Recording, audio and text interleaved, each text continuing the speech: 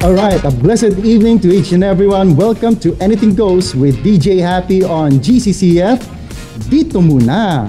Okay, kamusta po ang lahat ng mga ating mga viewers na sa kanilang mga tahanan? Sa oras ito, siguro po kayo na po ay nasa time ng inyong dinner, no? Dinner time ninyo, at yung iba naman siguro nakatapos na sa kanilang mga hapunan. And yung iba siguro humahabol pa lang na makauwi dahil kahit po Saturday ngayon, iba na po yung ano natin, iba na yung panahon natin. Kahit Saturdays, meron pa rin tayong mga work, may mga kanya-kanya tayong activities, mga gawain, kung ano-ano man yun. Magandang gabi po sa inyong lahat, and may the Lord bless us all. First up, special thanks po sa ating mga partners. Una-una po, Wingspired Unlimited Chicken Wings and Chicken Pops.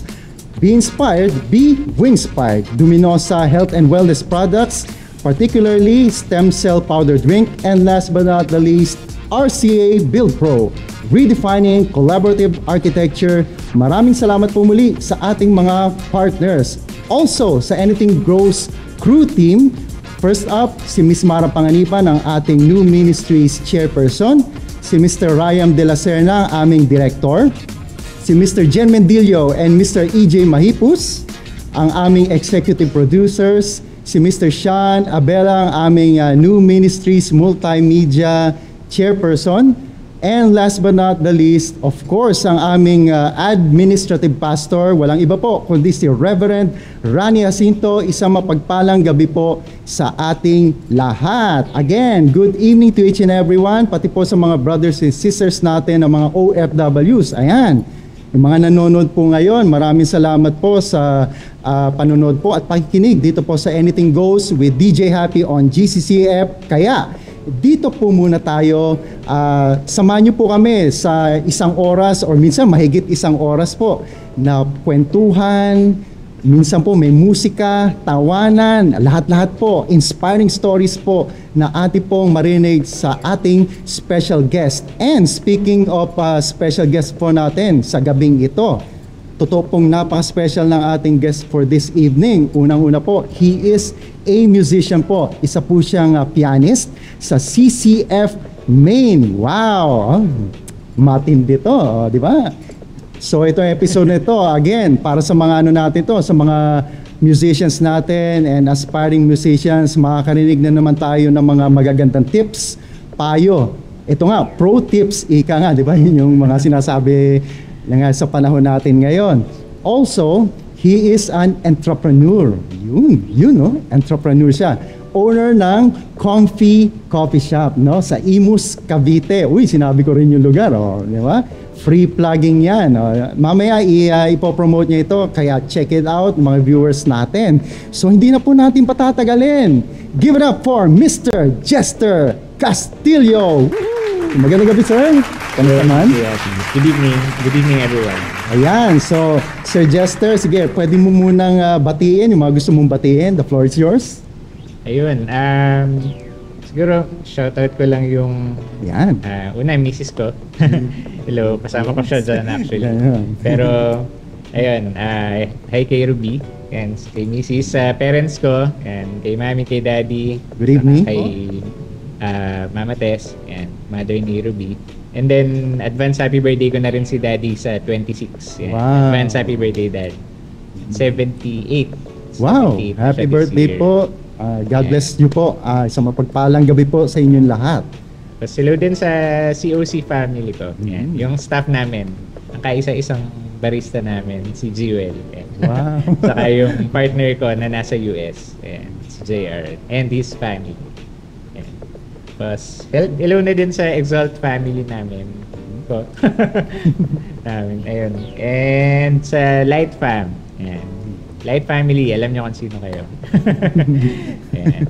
Ayan, maraming salamat again Mr. Jester, no, sa pagdalo dito, no, for taking this time na makasama namin, at alam namin marami kang ibabahagi at i-share sa ating mga viewers, at sigurado marami kami matututunan ulit when it comes sa music and sa pag-business. Wow, nakaka-excite naman. Pero bago ang lahat, Sir Jester, itong unang-una ko laging tinatanong sa aming mga special guest, we wanna know more about you. Sino ba si Mr. Jester Castillo na hindi pa namin nalalaman tungkol sa iyo? Ano po, nakatira po ako sa farm.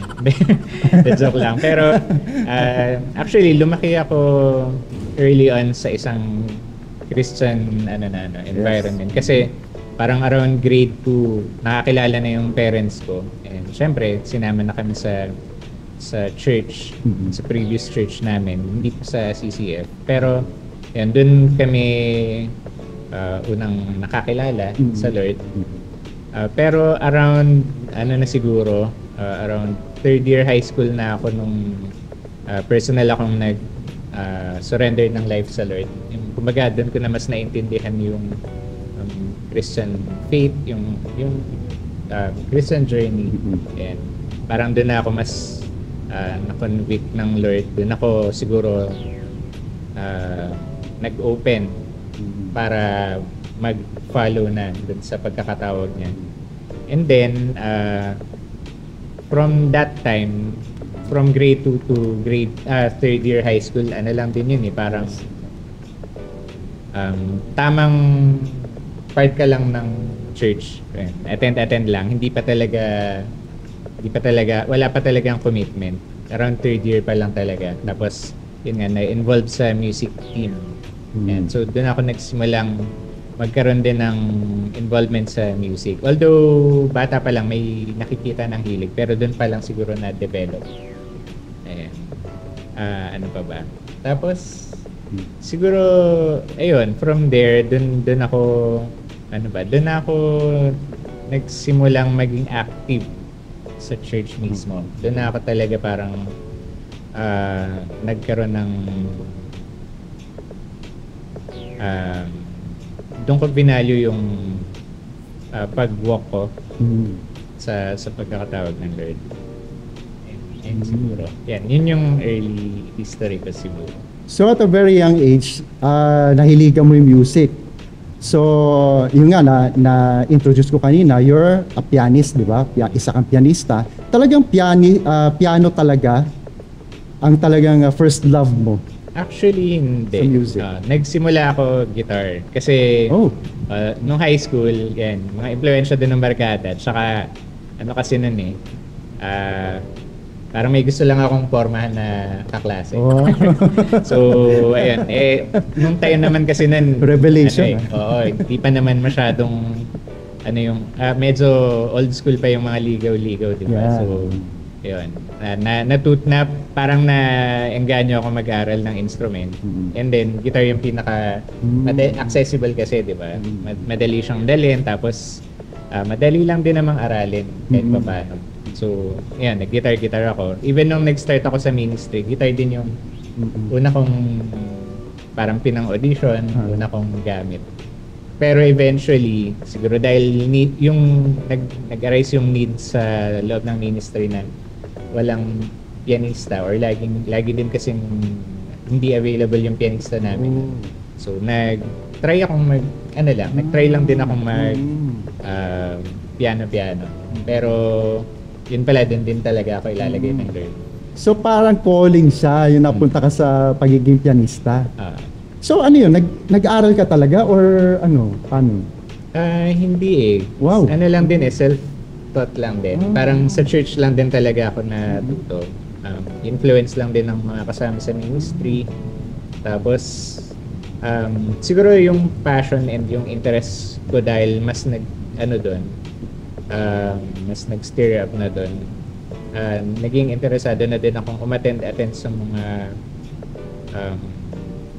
yung mga usual church gathering na may workshop. Yan. So workshop lang din sa churches. Mga contemporary churches, yung mga yung mga nag-co-conduct ng mga praise and worship workshop, mga ganon. Actually active din naman nun before sa church, marami din naman talagang ganong event. Yeah. So, pag may nadinig kami na may gagawin gantong workshop, for example, sa gantong district, and dadayo kami, tapos makiki-attend kami doon. Yan. Basta kung saan kami siguro mas makakapag-grow, tinitake yung opportunity. Kasi kumbaga better, lalo na nung time nun, parang doon ko na nai-alat yung time ko instead na kung saan-saan naglalakwat siya. Yan. Natuon ko na sa music. Talaga naging passion. Passion talaga yon. Ito yung tanong ko. From being a guitarist, no, yung mas nauna kang as gitarista. Tapos nag-shift ka sa piano, pero not exactly nag-shift kasi ginagawa mo pa rin naman, nag-guitarist ka pa rin. Pero mas focus ka ngayon sa pagka-piano talaga. Actually, medyo nalimutan ko na nga yung ibang pag-ano ko sa guitar kasi bihira ako na mahawakan. Pero ayun, mas nag-focus na sa piano. Mas na-enjoy ko din pati. Siguro, alam naman ng mga gitarista yun yung unang challenge sa pag-aral ng gitara, yung kalyo. Pag wala kang kalyo sa daliri, masakit. Diba? Sa piano, pag pindot mo, wala ka ng so aaralin mo lang talaga. Wag lang siguro mahaba yung kuko. And then, lagi kang pit ng kuko. Mga tak, mga ganun. Now, Mr. Jester, no? Ano yung bilang isang pianista, ano yung naging influences ng ibang genre not exactly genre. Ano yung influence mo sa pagiging pianista? What kind of music? Yung early years ko siguro sa pagpapiano, more on kung ano lang yung available sa church. Initially yun lang So usually mga hymnals. Tapos nung time na kasi na yun, medyo nag-start na din yung mga modern contemporary Christian music. Yan, Hillsong, tapos mga Lakewood, yan. Yun na yung medyo mas naabutan. Although marami pa rin ngang hymnal sa church, lalo na sa local church namin. Yun kasi yung, syempre, mas familiar sa mga congregation, lalo na sa mga adults, ganyan. Pero siguro yung nung time na pumasok ako sa ministry, yun na mga Hillsong and Lakewood.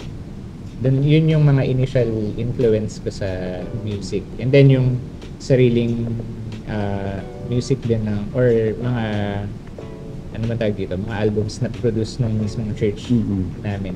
Ayun. Now, ito, for the benefit ng mga viewers natin, especially mga young ones, no, yung mga youth, meron kasi iba, sanay sa piano talaga, yung old school piano, di ba? Then, yung iba, sanay naman sa keyboard na, yung modern, electric.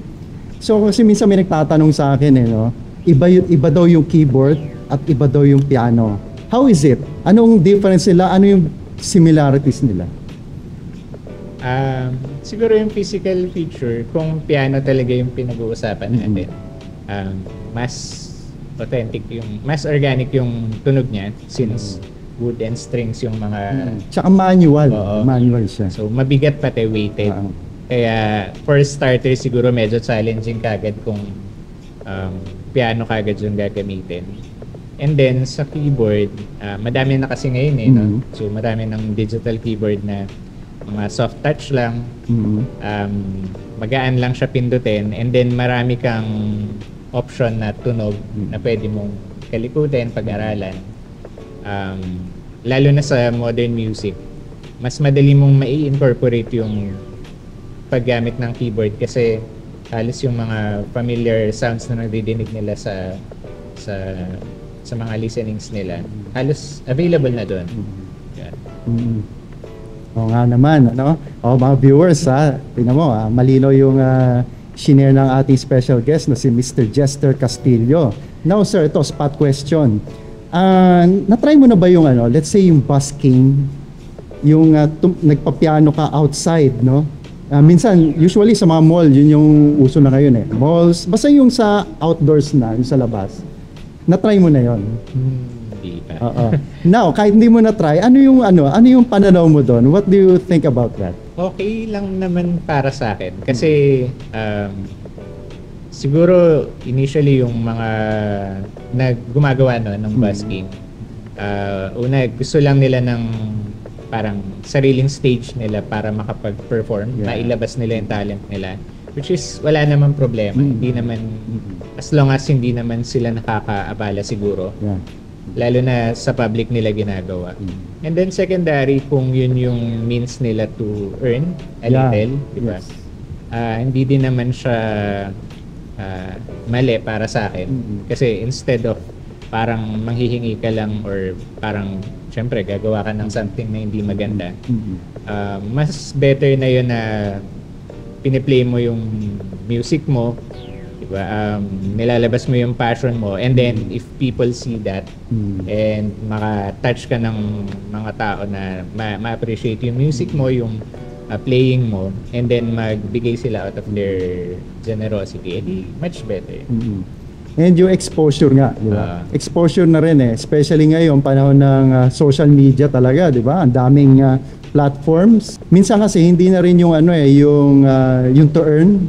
Minsan hindi na ganoon nangyayari minsan yung para maano ka lang, makilala, gano'n, no? So I think may difference yun let's say tayo as Christian musicians, no? Malaki ang malaki ang pagkakaiba Minsan kasi, 'di ba, may mga Christians, tumutugtog sila sa labas, 'di ba? Doon sila nag-evangelize sa mga tao, doon sila nagpe-praise and worship. Napakahirap noon actually, totoo 'yun, 'di ba? Usually pag yung mga ganun ang setup, yung mga equipment nila hindi state of the art, hindi high end, 'di ba? Kung ano lang yung kung ano lang available Tapos makikisaksak or minsan nasa battery gamit battery ng kotse, mga ganun generator, mga portable batteries, mga ganun. Ang hirap noon di ba, to evangelize the people through praise and worship. Ngayon nandoon na din yung exposure noon. So minsan naman yung difference naman din yung sabi mo nga sir kanina, yung tumutugtog sila para mailabas nila, ma-express nila yung kanilang original compositions, mga ganon, yung mga musika nila. Of course that is an art, di ba? Talent yon, an art yon. Pero minsan nandoon na-focus na rin tayo na gusto mo lang din minsan makilala. Totoo yun. Well, there's nothing wrong with that. Pero yun nga, ang importante dito is yung tayo maka-inspire tayo sa kapwa natin. Minsan kasi makaka-inspire tayo na para lang makilala. 'Di ba? Yung nangyayari ngayon sa napakaraming ways, gusto na maka-inspire tayo for all the wrong reasons. Parang gano'n, kung ano na lang, 'di ba? Pero tayo ngayon, yung pinag-uusapan namin, yung you are performing your music, outdoors o sa labas. Minsan check din natin yung sarili natin na siguro mas matimbang yung yung in-express natin yung sarili nila, sinishare natin yung talento natin. Yung exposure na makilala tayo, minsan nila yun bonus na lang yun. Wag tayong wag tayong mag-focus. Because sa akin lang, point of view ko, wala namang katuturan yung yung sikat ka. Let's say yung katanyagan, no? It doesn't matter. Ang importante dito, makabless tayo ng kapwa natin, di ba? Ginagawa natin yung mga talents natin, God-given talents. Kaya God-given talents para sa Panginoon, di ba? Yun yung mga first priorities dapat natin as an artist, as musicians, di ba? Do you agree on that, sir? Yes. Kasi lalo na sa mga Christian musicians, or sa mga bagong nag-involve pa lang sa music, na may opportunity kayo na tumugtog sa church, mag-serve sa church. Napakalaking blessing na yun kasi meron na tayong available platform to do our passion. Pero most importantly, we are playing for the most important being, di ba? Which is si God. So, lagi kong ang nire-remind sa sarili ko, yung isa sa mga natutunan ko before pa na we only have an audience of one, and yun yung dapat pinaka-i-value natin. Kasi yun naman yung purpose talaga natin, di ba? To bring back glory to Him, our Creator. And sabi naman din, di ba, sa Matthew 6:33, seek His kingdom first, and all these things will be added unto you. If unahin natin kung ano yung will ng Lord sa buhay natin, lalo na if nag-in-interest ng Lord yung talent na yun sa atin, pinaka-best is makita natin yung purpose kung para saan ba talaga yung talent na yun. Plus factor na yun kung meron man tayong ibang platform na pwedeng tugtugan to do our music. Pero if we already have this opportunity sa church, diba? Yun yung sa tingin ko priority na dapat makita natin, dahil maliban sa yun, na-please natin ng Lord, nagagamit pa tayo ng Lord to minister to the congregation, to be a vessel ng glory niya. Well said, Miss Jester. Well said yon.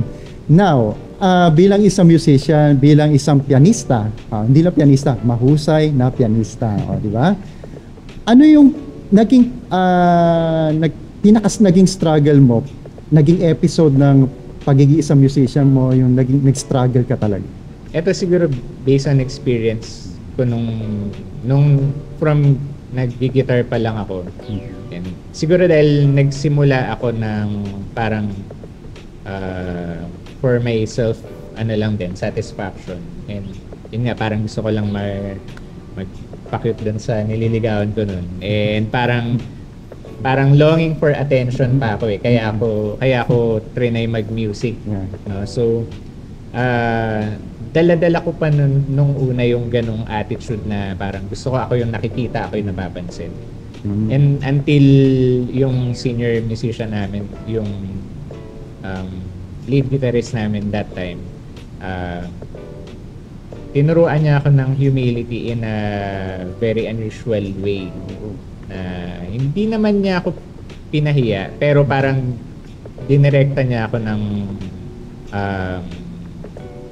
usap during rehearsal namin. Kasi parang awakening. Hindi naman rude awakening. Hindi naman. Parang kinalabit ka lang. So, ang nangyari kasi nun, during rehearsal namin, so ako yung nagre-rhythm, tapos siya yung lead guitar namin. Siyempre, di ba, alam naman ng mga gitarista to eh, pag ikaw yung lead, parang ikaw yung star nung banda. Kasi ikaw yung gumagawa ng solo, mga solo parts, mga ad-lib, ganyan. Eh dahil medyo gusto ko ng attention, medyo bida-bida ako nung early days ko pa. So kahit rhythm guitar lang ako, kas-kas lang dapat, nakikilid din ako kahit nagli-lead na siya. So ang nangyayari, nagka-clash lang kami kasi ginagawa niya yung part niya ayon dun sa kung ano yung dapat na tinutugtog sa piece. Pero ako, sumasabay ako kasi gusto ko ako yung mapansin na kaya ko din yan, ganyan. Tapos, edi syempre, dahil nagiging magulo na yung rehearsal, nag-stop kami. Pina-stop niya. Tapos kinausap lang niya ako, sabi niya, kung gusto mong mag-lead, pwede ka namang mag-lead. Magsasabi ka lang sa akin. Pero wag kang sumabay kasi magugulo natin yung buong practice natin. Nakakasira lang tayo ng time ng natin. And yun, nagiging magulo yung music yan. Kasi ganun. So parang, in a way, medyo napahiya yung pride ko. Kasi parang, bigla akong na-realize eh. Sabi ko, parang nakakagulo lang yata yung ginagawa ko. Tapos, pero very humble pa rin na inano niya na kung gusto ko, magsabi lang ako. Hindi yung parang, wag kang sumapaw, part ko yan. Hindi niya ako ginanon. Parang in-offer pa rin niya na, kung gusto mo, pwede naman, pagbibigyan kita, pero wag mo sabayan ng paglilid yung ginagawa ko din. Parang ganun. So, from that time, I praise God dahil parang binigyan niya ako ng ears to listen dun sa payo nung lead guitarist namin. And from that on, nakikinig na ako. And ginagawa ko na lang muna yung part ko. Tapos, ang nangyayari na, tatanungin niya ako, gusto mo ba ikaw mag-lead dito sa part na to? Ayan. So, parang mas nagkaroon kami ng communication maganda, which is importante din sa band. Yan. Kailangan meron kayong open communication lagi. Totoo yan. Ayan po. So, from there on, you became more sensitive na. Yes. Talaga, totoo naman yun, learning. Learning naman sa ating lahat yon. Now, Sir Jester, what about this? ano yung pinaka, sa tingin mo, kung may nangyari sa inyo na ganito sa'yo, no? Yung nakakatawang episode na pagiging isang musician mo? Kung meron man. Ako sigurado meron yun eh, kasi ako ang dami. Meron. Siguro medyo recent na lang to eh. Talagang nakakatawa na awkward. Tawa na nakakahiya. Kaya, oh. Ang naalala ko very recent lang eh. Kasi yun eh. Ito, learning din to para sa mga, lalo sa mga pianista. Siguro ang sasabihin ko, learn your instrument before kayo tumugtog sa stage. Hindi lahat ng keyboard pare-pareho. Yan. So, meron yung mga functions na minsan kailangan maingat ka kasi pag nagkamali ka ng pindot, super sensitive, di ba? Yung may maiba ka lang, wala na, iba na. So, ang nangyari sa akin naman netong time na to, during praise and worship na to, unexpectedly, parang may nakasanggi nung extension cord na pinagsasaksakan ng keyboard. So, namatay yung keyboard, edi kailangan ko siyang i-on ulit. During na to, praise and worship na to. So, yun na, yung isang song, medyo half na ng song ako nakabalik. Ang problema pa, pag operate ko nung keyboard, pag punta ko dun, pag pili ko ng patch na kailangan ko, pag pindot ko sa teklado, yung demo yung tumugtog sa kanya, yung mga preset. Preset na demo na drum group or yan. So, yun eh, worship song yun. Tapos biglang may tuts. Teka muna, anong part na yun? Yung fast portion ba na mabilis or yung worship song na? Kaya medyo sobrang awkward. Syempre, ako lang naman yung may keyboard dun. Ako lang yung tutunod ng ganun. So, bigla siyang tumunog na nga. Syempre, nung tumunog na siya ng ganun, enough ko kaagad. Buti na lang. May ilang seconds din yun nung tumunog siya? Siguro 2 seconds din. Kasi, pag pasok agad ako nung chord na nung part na nung song na yun eh. Kaya lang, yun yung mismong trigger para mag-activate yung drum machine. Ayan. So, ayun, nakakahiya. Siyempre, yung mga tao parang nakaset na sila sa worship, tapos biglang nagising sila kasi biglang may drum machine na tumunog. Totoo. Parang yung tinatawag, no? Kahit 2 seconds lang yon, 2 seconds it's like a lifetime, di ba? No, parang napakatagal ng 2 seconds na yun. Tumatak eh. Tumatatak siya. Tapos yung nga sabi mo, nasa solemn song na siya, worship na siya. So, ako siguro kung ako yung congregation, isa sa congregation nun, yung feeling nun, di ba, man, gano'n ka, biglang titingin ka talaga ng gano'n eh. Tatas na yung kamay mo, di ba? Papadilat ka. Then after that, ano yung naging ano yung sabi naman ng team mo nung band? Well, sila syempre natawa na lang sila dahil mga kabanda mo maintindihan nila na may ganong nangyaring instance. Pero sa akin naman syempre learning 'yan na dapat alamin ko yung buong settings ng keyboard para hindi na yun maulit. Kasi nakakaya. Oo nga eh. Tsaka hindi mo makakalimutan yon sigurado, no? Hindi mo makakalimutan yon. So, gaya nun. Ilang months na din yun pero tandang-tanda ako. Fresh na fresh pa sa akin. Sa CCF? Hindi dami nun. Buti na lang, nasa satellite lang ako ng time na yun. Okay. So, hindi sa main. Kasi kung time na yan sa main, baka nasa internet. Buong viral. Mapaviral kasi. Well, yun nga, nakakatuwa yung yung na-experience ni Sir Jester na nakakatawang pangyayari bilang isang musician, pianista, na siya ay nagpe-praise and worship ng time na yun. At yun nga, kahit anong setup mo, kahit anong pag-prepare mo, nangyayari talaga yan, totoo yan. Ako, napakarami ko rin mga experiences na ganyan, hindi ko na mabilang, yung iba nakalimutan ko na, yung iba hindi ko makalimutan talaga, pero napakadami. Ako kasi bilang vocalist, ang laging nagiging problema ko, yung pumipiyok minsan. Totoo yun. Pipiyok ka talaga kahit anong mangyari, talaga nangyayari yun eh. Oo. Talaga hindi natin maiiwasan, no? ang importante doon, yun nga, yung tuloy-tuloy ka lang. Ginagawa mo yung para kay Lord, di ba? Be confident, not for the people, no? Be confident para kay Lord. Again, maraming salamat, no, Sir Jester, no, sa isang matinding pagsubok na ibinahagi mo bilang musician and yung isang nakakaaliw at nakakatawang experience mo again bilang isang musician. Now, eto, bilang isang musician ulit. Ano ang ma-expect namin ngayon sa iyo, Mr. Jester? Bilang isang pianista, what do we look forward na may mga proyekto ka ba? May mga gusto kang i-promote? Projects? Sa music, wala pa naman. Though, ayan. Also, you're an arranger, di ba? Totoo. Yes. And so, kasama ka din si Brother EJ. Sa music, wala naman ako masyadong activities or kasi sa ngayon medyo focus lang din talaga sa business. And then, yung schedule lang sa pag-serve sa ministry, naka-schedule naman yun ahead of time. Pero, wala namang ibang ganap pa so far. So, basta patuloy lang ang pagtugtog, no? At pagpatuloy ng musika para kay Lord. Ayan. Now, moving forward, Sir Jester, pupunta naman tayo sa nabanggit mo. Focus ka. Sabi mo, focus ka ngayon sa business. Wow. So, ngayon, you're the owner of Comfy.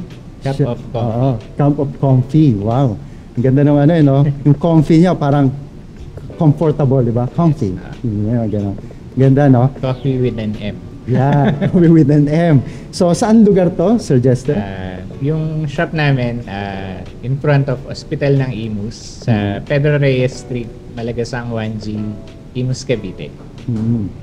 So, meron Facebook page, di ba? You can promote it. Yes.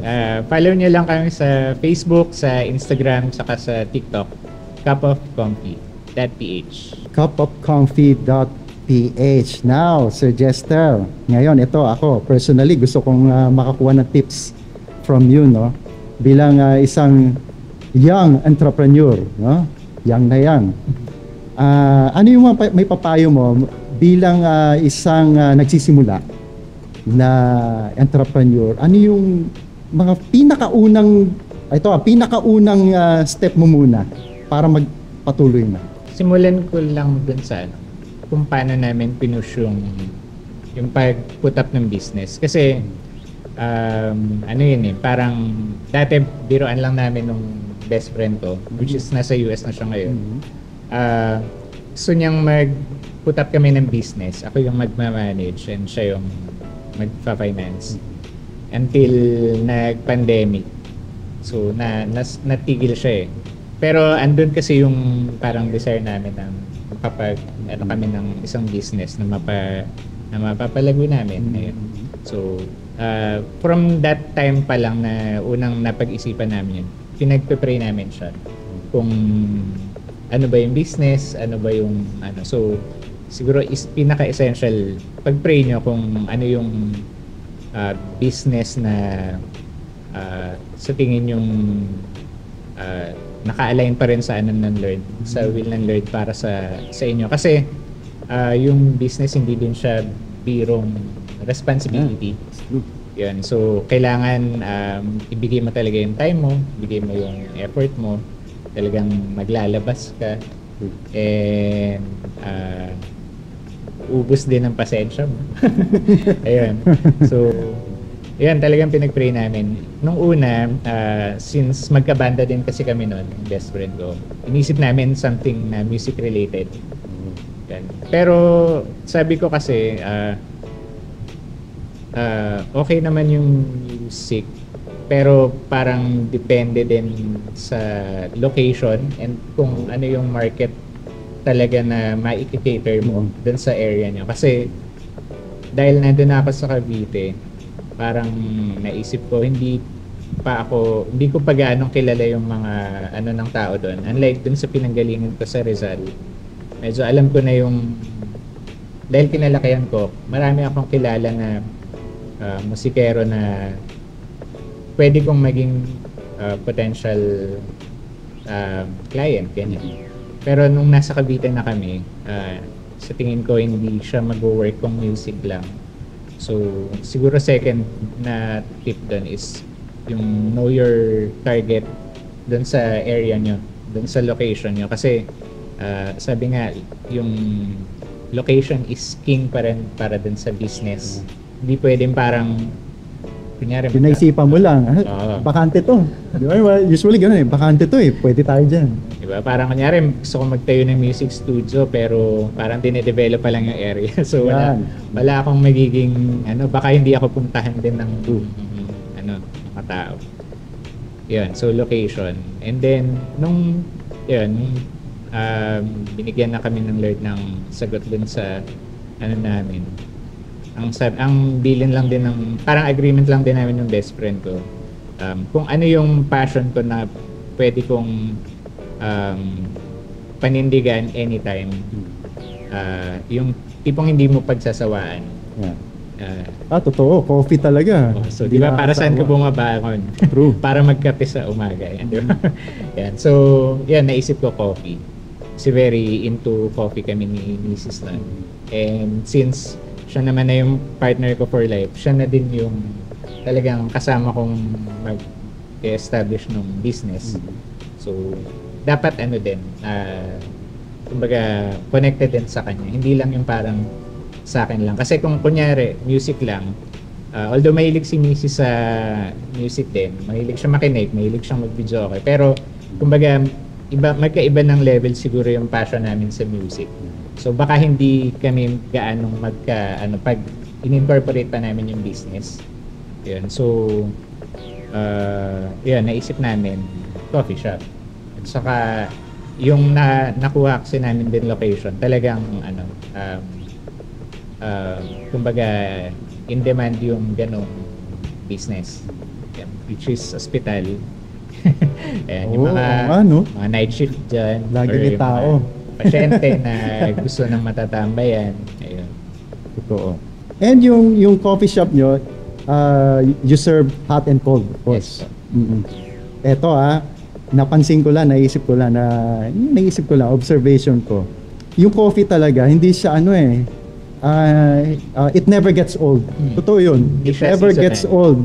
All walks of life, kung ano yung generation mo, talagang iinom ka ng coffee Let's say, kabataan, mga malalamig.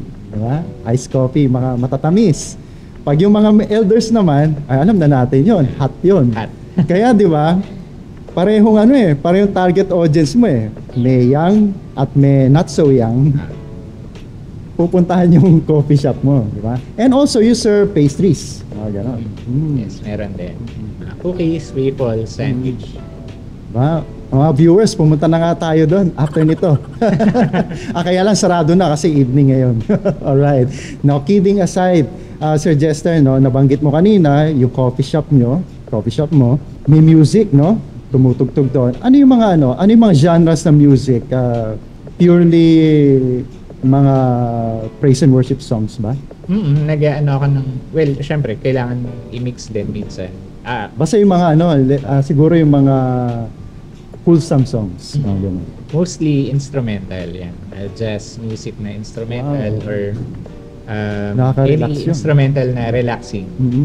Kasi yun yung parang vibe na inaano din namin din sa shop, which is kaya yun din yung name or yung ng shop namin, Comfy, for comfort, para habang nagko-coffee sila, ma-experience nila yung comfort through good music and good coffee. Ang ganda. Ito pa, Sir Jester. You also act as yung barista din doon, di ba? Tapos nagpa-piano ka rin doon. Paano yun?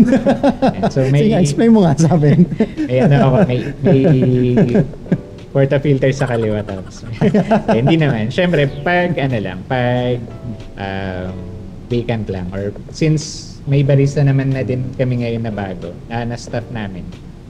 Pag siya yung naka-assign, nakapwesto lang ako minsan sa piano, yan, baka gumagawa ng MIDI, yan. Tapos nagpe-play lang din. Yan. And then pag naman, ako din yung nag-hands-on na nagsiserve ng coffee gumagawa. Wow.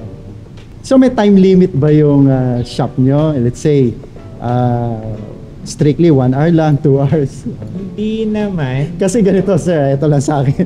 Kasi naman, ang mga coffee shop kasi ngayon, hindi na ako magdadrop ng brand kung ano man yon. Alam na natin yon, matik na yon. Kasi naman, ang mga coffee shops kasi ngayon, ginagawa ng eskwelahan, ginagawa ng opisina. Di ba? Minsan, nandun na yung mga clients, mga customer. Lahat na, ilalabas na lahat. Laptop, tablet, cellphone, pati unan sa leeg. May kumot pa kasi aircon. Pag ini-switch na nila yung sa mga socket, wala na, parang forever na sila nandun eh. Minsan kasi kailangan meron tayong be courteous. 'Di ba? Yung be sensitive naman tayo, 'di ba minsan? I don't know sa akin, sa point of view ko lang, minsan kasi paano naman yung business owner? 'Di ba? You are spending let's say 3 hours or more. Tapos unless na every from time to time order ka ng order. Business is still going smoothly. Kaya lang minsan nandoon ka for 3 hours, in order mo isang klase lang. Pinakamura. Pero I'm not saying na yun, it's not wrong, it's not right, ang ganon. Kaya lang minsan isipin naman natin yung yung owner nung shop, 'di ba? Nung coffee shop particularly. Let's be sensitive nga. Let's be courteous sa ating kapwa. Wag tayo yung parang nakikita lang natin yung sarili natin. 'Di ba? Usually ganun yun 'di ba? Do not spend so much time na nandoon ka lang sa certain coffee shop na yon na halos buong araw ka na, 'di ba? Whole day ka na, parang pumapasok ka rin sa school or doon ka na rin nagwo-work. Ano lang natin, i-check natin yung mga sarili natin, para ma-benefit naman din yung iba. Alright. So sa inyo sir, wala pa lang yung time limit, gano'n. Parang may hugot ako, no? Hindi naman Oo nga, sir. Pero yun, sa amin hindi naman kami as in ganun ka-strict. Siguro dahil very rare pa naman din namin na encounter yung ganun, na parang masyadong nag-abuse ng time din sa pero sir, be warned kasi pangalan pala ng coffee shop nyo, comfy. Ibig sabihin, parang marerelax na talaga, ayun. So, yung iba naman, medyo naiintindihan naman namin since hospital naman kasi yung katapat ng yung iba talaga parang dahil medyo na-stress na siguro sila sa sitwasyon nila sa hospital, yung mga binivisit nila, parang kailangan lang talaga nila ng place to hang out or to medyo mag-relax lang, mag-isip-isip.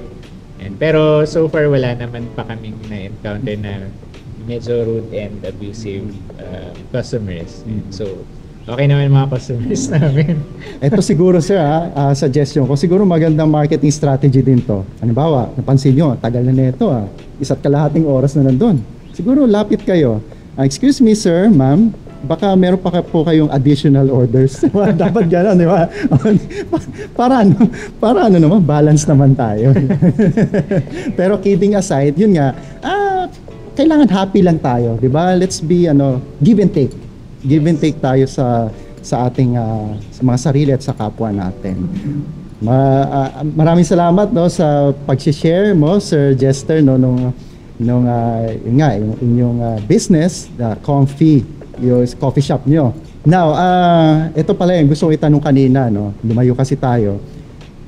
Gaano katagal yung yung time na pinagplanuhan nyo ng friend mo, di ba? Gaano katagal yun bago nagsimula to?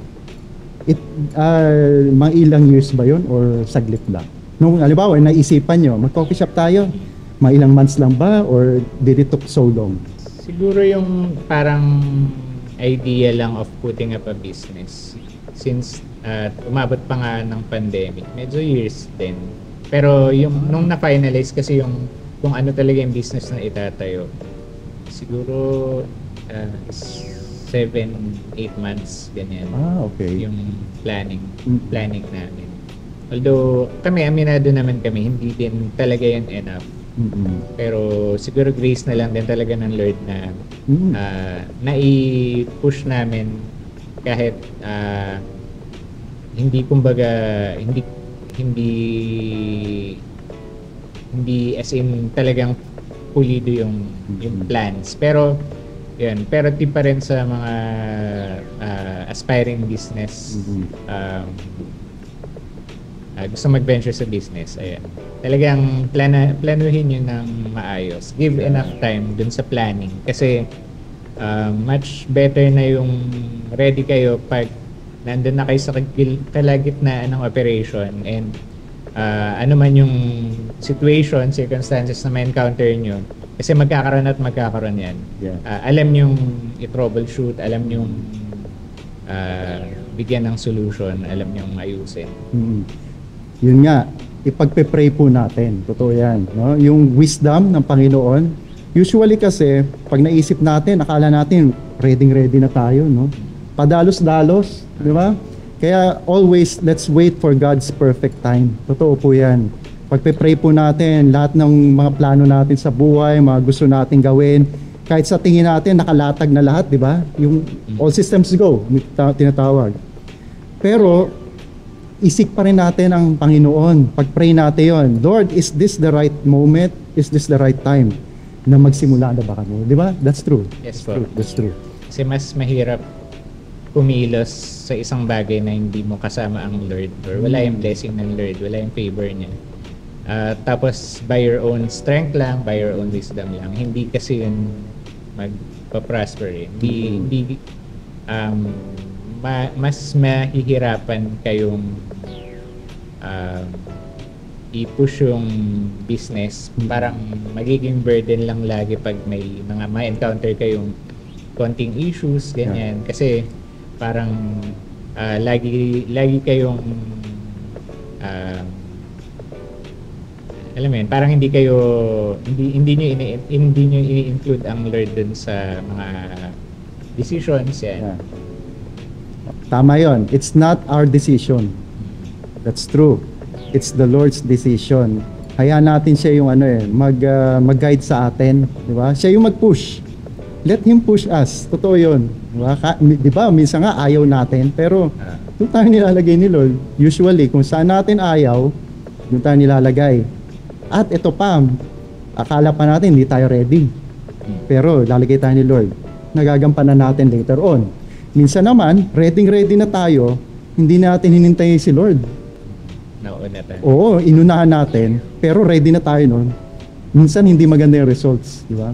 Parang gano'n. Let's always wait for the Lord, no? Yung kanyang go signal. Kaya nga wag natin pangunahan ang Panginoon. Wow. Well said, Sir Jester, no? So ngayon, may mga natutunan ako ng mga pro tips mo sa pag-start ng business, especially coffee shop. Actually, ako rin gusto ko rin. Gusto ko rin yung coffee shop. The same, pareho yung concept mo, yung may music. Totoo yan. Yun yung ano ko gusto ko talaga yan, magkaroon ka yan. Praise and worship din. And of course, yung mga wholesome songs. Yung gano'n lang, may mga table. Yung sa akin naman, yung may table lang, mga round table. Tapos yung nakaupo lang kayo, tapos nandiyan yung mga coffee, nagkikwentuhan kayo. Then nandun sa harap yung band o yung musician. Then may certain time, parang meron siyang fellowship moment. Let's say may schedule. Let's say may pastor doon o may preacher. Na merong time na mag-share siya ng devotion. May mga mic, may mga ganun. So yun yung actually yun yung naiisip ko. Well, parang sa'yo, parang pwede yun no? Pwede yun. Actually, siguro sa'yo, ikaw na lang gumawa nun. Actually, yan din yung desire ng heart ko. Kasi din sa church, sa CCF na natin ko, may coffee shop din kasi doon. And then, ang nakaka-inspire din sa coffee shop doon is parang nagiging place siya for gathering, and doon nagba-Bible study, doon nag-study ng word. Parang doon sila nakakapag-conduct ng accountability nila with their fellow brethren. Tapos kung gusto nilang i-invite sa church, doon din muna nila dinadala. Siyempre, papakapihin mo muna. Tapos doon mo share ng word. So yun, doon din ako parang na ano na gusto ko ganun din yung maging yun yung vision ko para dun sa coffee shop namin. And hopefully yun, makaengganyo talaga ng mga tao, ng mga ano na yun yung maging ano din nila. May open namin yun as an outlet para sa ano nila, sa gatherings, fellowship.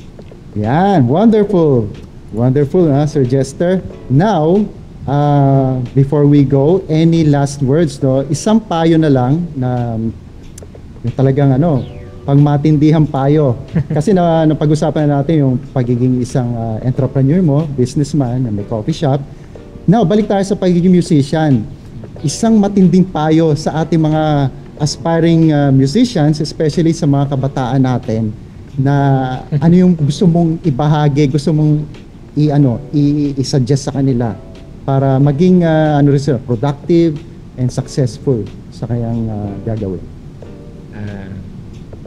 Siguro ito yung lately na-remind lang din sa akin ulit ng Lord na pag naka-schedule ako mag-serve sa church, ang na-remind sa akin na verse sa Numbers yun, alam ko yung I will not offer to the Lord anything that cost me nothing. Kasi minsan nagiging complacent na tayo as musicians na familiar naman na yung line-up, alam ko na yung songs, alam ko na yung chords, kaya ko pang pagandahin yan eh.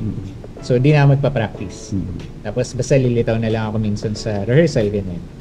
Pero kasi ako minsan nararamdaman ko yun na parang dahil busy ako sa business or busy ako sa iba kong ginagawa, tapos makita ko yung line-up ko na, alam ko na to, practicing ko na lang pasadahan ko na lang ng isang beses to. Pero niremind ako ng Lord na what did it cost you to offer me? Yeah. Parang yan ba yung best mo? Parang 'di ba? Even nung time sa Old Testament, hindi pwedeng basta ka lang mag-offer ng sheep dun sa Ark of the Covenant. Dapat yung pinaka-best, pinaka-malusog, pinaka-healthy. So, ilagay lang natin yung ganong context sa natin. Every time na humarap ba tayo sa Lord, are we that prepared skillfully, and especially yung heart natin, na i-commit ba natin yung heart natin for that whole week? Kasi hindi naman tayo basta mag-play lang sa stage. We are ministering to people. If merong mga tao dyan na baka need talaga nila yung presence ng Lord, ma-encourage, and magiging vessel ka to be that na magampanan yung role na yon, na matouch ng Lord yung mga tao yun through music, or kung ano man yung role natin sa church, kung nasa ushering man tayo or kung nasa preaching ng word or kung ano man, diba? Dapat yung preparation din natin, it should be we should give our best. We should always offer to the Lord something na pinaghirapan natin, na kahit very basic yan, reviewin mo ulit, practicein mo ulit, and then yun ang i-offer mo sa Lord para alam mong best yung i-offer mo. And also, yun nga, yung pag in-offer mo yung best, like ka nagpa-practice, yun yung road to mastery. Diba? Mastery, ibig sabihin, yun na yun eh. Pag medyo master mo na yung talent mo, yung linya mo, yung field mo na yun, you are giving your best to the Lord. Pero, wag natin pong kakalimutan, kailangan yung heart natin to serve Him. Yun ang importante. Let us always check our hearts first, di ba? Kasi baka master na tayo sa mga ginagawa natin, pero yung pala, natatakpan yung nasasapawan pala na, yun nga, nabanggit mo kanina, dumaan ka rin sa point na yung gusto mo, yung ikaw yung nasa spotlight, di ba? Lahat naman tayo dumadaan dyan. Ako, hindi rin ako exempted dyan. Dumadaan yan, stage yan, ang buhay natin, no? Part yan. Pero yun nga, always check your hearts. Ito pang ginagawa ko ba na to ay una-una para ba kay Lord to? Ganun lang. Then, alam mo na, si Lord na bahala sa iyo. Yan. Now, maaari tayo na special number from our special guest for this evening na si Mr. Jester Castillo. Siya ay tutugtog na piano lesson tayo ngayon. Maaari tayo ng instrumental music. Ang title nito, Take Me to the Ends by Music Katha.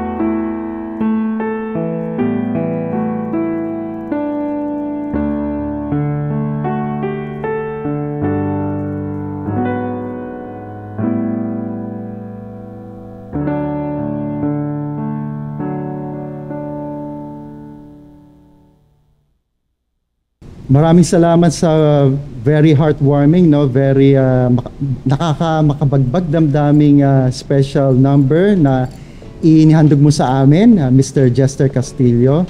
Thank you so much. Sana ipagpalain ka ulit pa ng Panginoon, no? Pagpatuloy na bigyan ka ng kalakasan, ng wisdom, na nagampanan mo, no? Magpagpatuloy mo at lalo mong ma-enhance ang iyong talento na binigay niya sa iyo sa pamamagitan ng pagpapiano. Now, moving forward, dadako tayo ngayon na ang Anything Goes crew and company ay merong maliit na ibabahagi, ihandog sa iyo, Sir Jester. At ito ay isang special token of appreciation from the Anything Goes crew. Ayan. Thank you so much for being here, no? Real time yan, mga viewers. Di ba? Di ba? Thank you so much, Sir Jester, no, sa pagdalo mo dito despite your very busy schedule, no, with your wife, no, si Miss Ruby. Thank you so much sa pagdalo dito. May the Lord bless you more, no. Pagpatuloy mo lang, sir, ang iyong ministry sa church nyo, sa CCF, and sa lahat ng minsan outside the church, no, kung magkakaroon ka ng chance na ibahagi mo talento mo, i-share mo yung mag-mentoring. Why not, di ba? Patuloy mo lang yan para sa Panginoon. Maraming salamat, Sir Jester. So again, Sir Jester, no, please promote again your coffee shop. Yeah. So come and visit our shop. It's at Unit 5 in Pedro Reyes Street, Malagasang 1G, Gimus, Cavite. Cup of Coffee. Facebook page, Facebook, Instagram, and TikTok. Follow us at cupofcoffee.ph. Alright, thank you so much. I'll check it out, no. Puntahan natin to, mga viewers, no. Cup of Coffee sa Imus, Cavite. Oh. Wow. I'm looking forward. Actually, nakita ko to, no, sa picture pa lang, and I can assure you, no, mga viewers natin, ang ganda ng lugar, sir. Ang ganda ng lugar. Very very, yung word na comfy, comfortable, nandun na. Kaya check it out sa Facebook page nila, cupofcoffee.ph. Alright. So, again, maraming salamat, Sir Jester Castillo, for being here with us. It's a pleasure. It's an honor for us na nandito ka ngayon. Nagbahagi ng iyong mga life stories, inspiring stories, pro tips, pagdating sa music, and sa pagiging isang young and successful entrepreneur. Ayan, entrepreneur. Di ba? Thank you so much, sir. Hope to see you sometime. Dadalo kami sa iyong coffee shop, no? At matitikman namin ang iba't ibang variations ng flavor. I'm sure. Pero ako, I'm a hot coffee person. I'm a hot coffee person talaga. Coffee sa tag-init.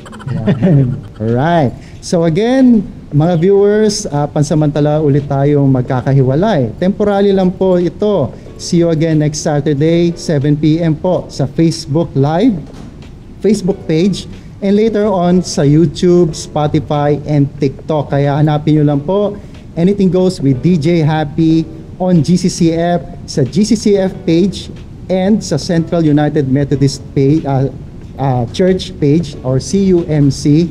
Also sa Spotify, hanapin nyo lang po doon Anything Goes with DJ Happy or Happy Hernandez. Makikita nyo na po ito. Pwede nyo panoorin yung mga previous episodes namin na kami po ngayon ay naka 30th episode na po.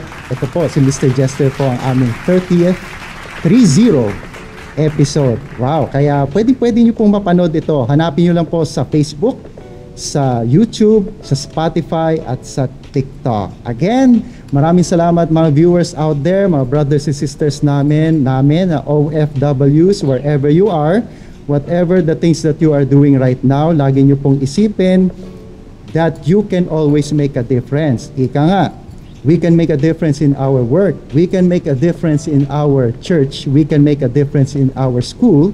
We can make a difference in our homes. And we can make a difference in anywhere we go. At kung ano man ang mga gagawin natin sa buhay natin at mga ginagawa natin, we can always make a difference because the Lord is always with us. Put God in the center of your lives, and always be reminded, madagdagan ko lang, ayon nga sa Ephesians 2:10, you are God's masterpiece, no? Ako, ikaw, tayong lahat, we are God's masterpiece. Likha tayo ng Panginoon. Meron tayong value, kaya kung may pinagdadaanan man kayo ngayon, no? May pagsubok kayong nararanasan, may problema kayo, maliit man o malaki, always be reminded, likha tayo ng Panginoon. We are God's masterpiece, kaya meron tayong halaga, di ba? Let's value our lives. Maging masaya lang po tayo palagi. Ika nga, ako po, ang pangalan ko, ang nickname ko, Happy. Since birth, kaya DJ Happy. Kaya lagi po tayong happy. Dito po sa Anything Goes, tayo po ay masaya at si Lord lang ang bida. Again, maraming salamat po and good evening everyone for tuning in dito po sa program na ito. This is DJ Happy saying, pagpapala pa more and keep the faith everyone. God bless us all.